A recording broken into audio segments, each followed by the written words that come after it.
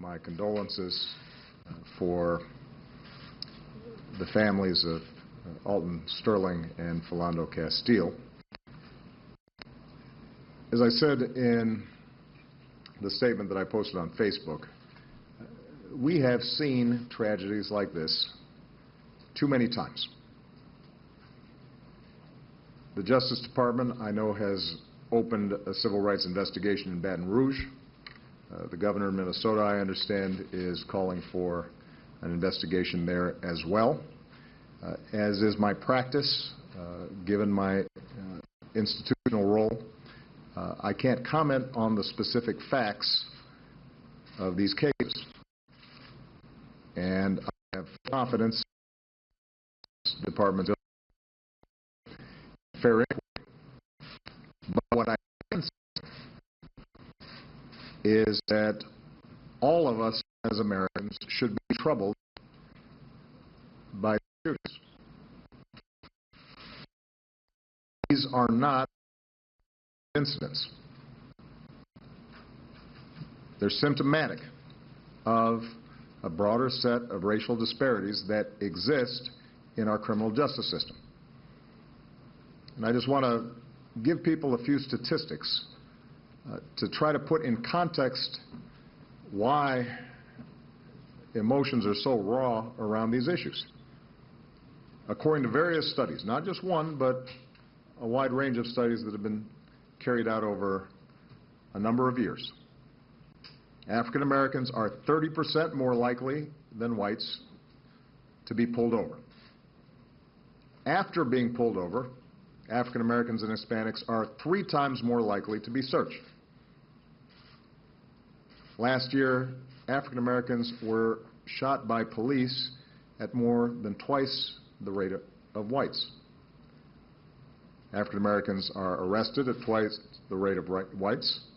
African American defendants are 75% more likely to be charged with offenses carrying mandatory minimums. They receive sentences that are almost 10% longer than comparable whites arrested for the same crime.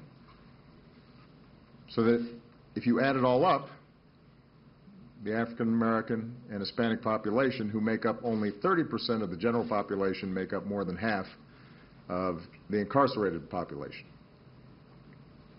Now, these are facts. And when incidents like this occur, there's a big chunk of our fellow citizenry that feels as if, because of the color of their skin, they are not being treated the same.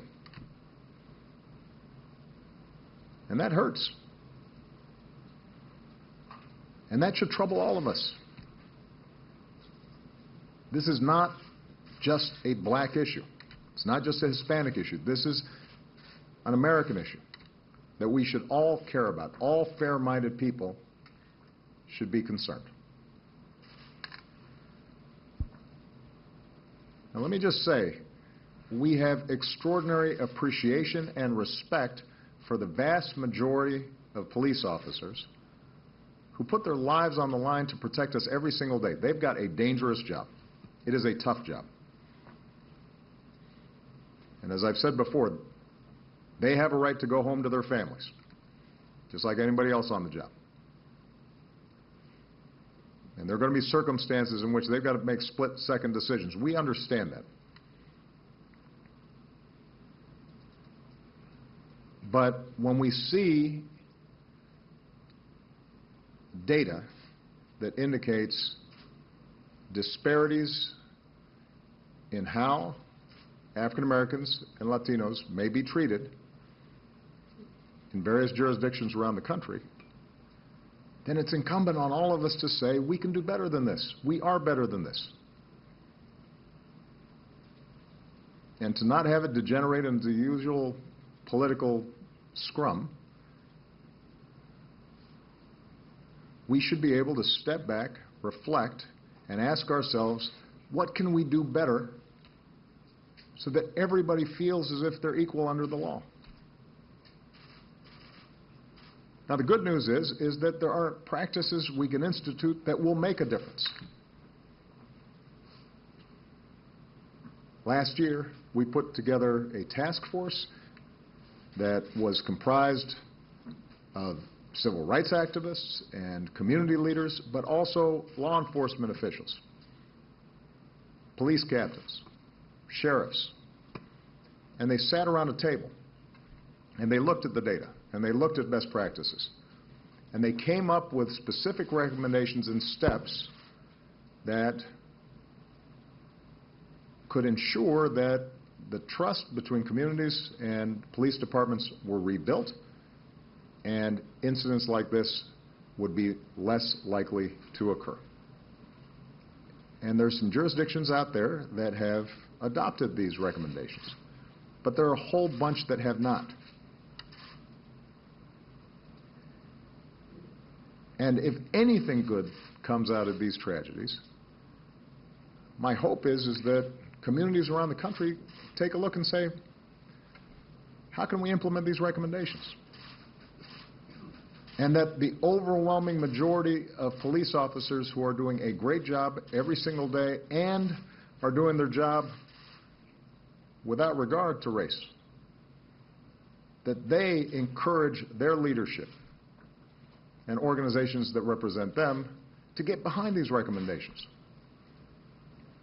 Because ultimately, if you can rebuild trust between communities and the police departments that serve them, that helps us solve crime problems. That will make life easier for police officers. They will have more cooperation. They will be safer. They will be more likely to come home.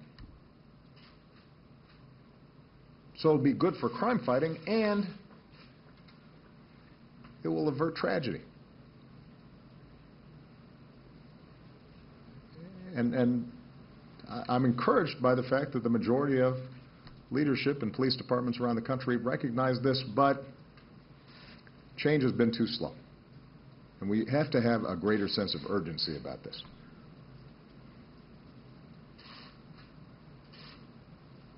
I'm also encouraged, by the way, that we have bipartisan support for criminal justice reform working its way through Congress. It has stalled and lost some momentum over the last couple of months, in part because Congress is having difficulty generally moving legislation forward, and we're in a political season. But there are people of goodwill on the Republican side and the Democratic side who I've seen want to try to get something done here. That, too, would help provide greater assurance across the country that those in power, those in authority, are taking these issues seriously. So this should be a spur to action to get that done, to get that across the finish line, because I know there are a lot of people who want to get it done.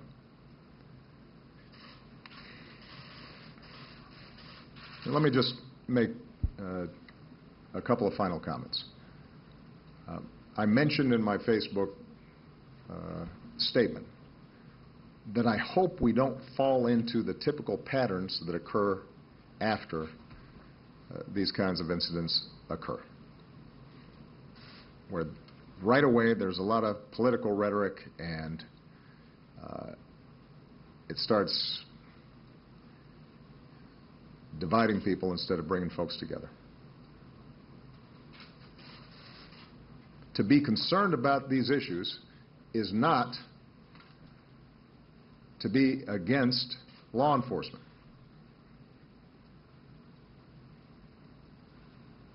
There are times when these incidents occur and you see protests and you see vigils, and I get letters, well-meaning letters sometimes, from law enforcement saying, how come we're under attack?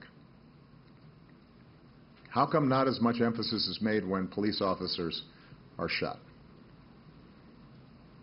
And so to all of law enforcement, I want to be very clear. We know you have a tough job. We mourn those in uniform who are protecting us who lose their lives. On a regular basis, I have joined with families in front of Capitol Hill to commemorate the incredible heroism that they've displayed. I've hugged family members who've lost loved ones doing the right thing. I know how much it hurts.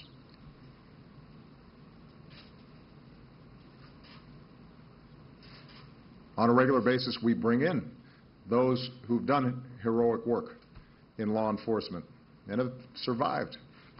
Sometimes they've been injured. Sometimes they risked their lives in remarkable ways, and we applaud them and appreciate them because they're doing a really tough job really well. There is no contradiction between us supporting law enforcement, making sure they've got the equipment they need, making sure that their collective bargaining rights are recognized, making sure that they're adequately staffed, making sure that they are respected, making sure their families are supported, and also saying that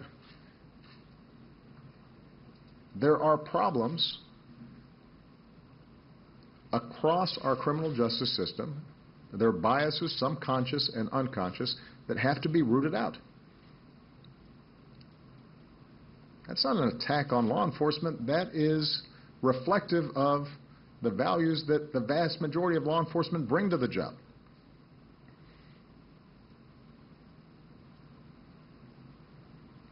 But I repeat, if communities are mistrustful of the police, that makes those law enforcement officers who are doing a great job and are doing the right thing, it makes their lives harder.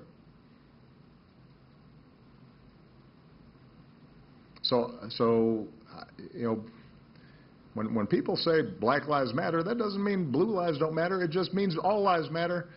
But right now, the big concern is the fact that the data shows black folks are more vulnerable to these kinds of incidents. This isn't a matter of us comparing the value of lives. This is recognizing that there is a particular burden that is being placed on a group of our fellow citizens. And we should care about that. We can't dismiss it.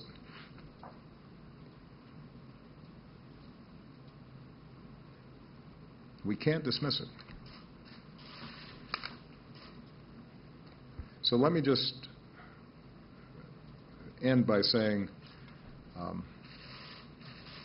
I actually genuinely, truly believe that the vast majority of American people see this as a problem that we should all care about.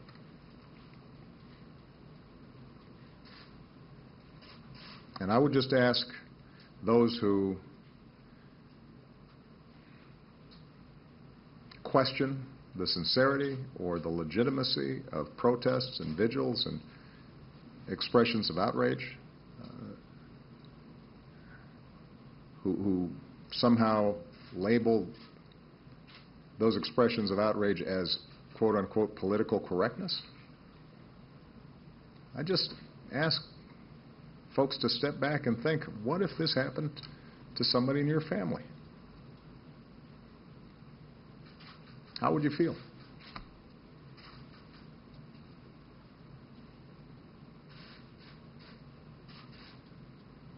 To be concerned about these issues is not political correctness. It's just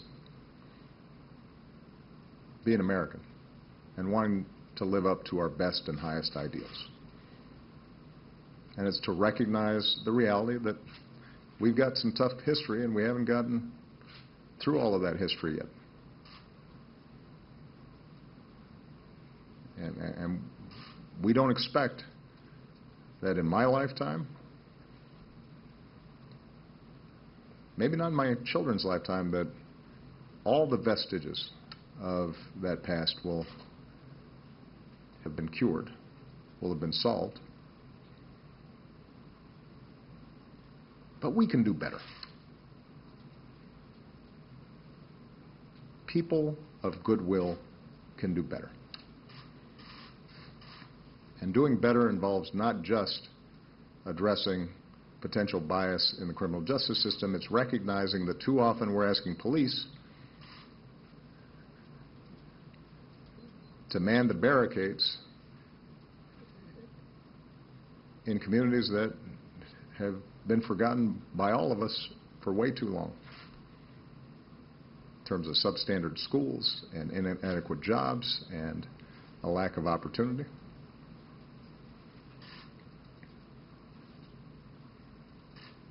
We got to tackle those things. We can do better.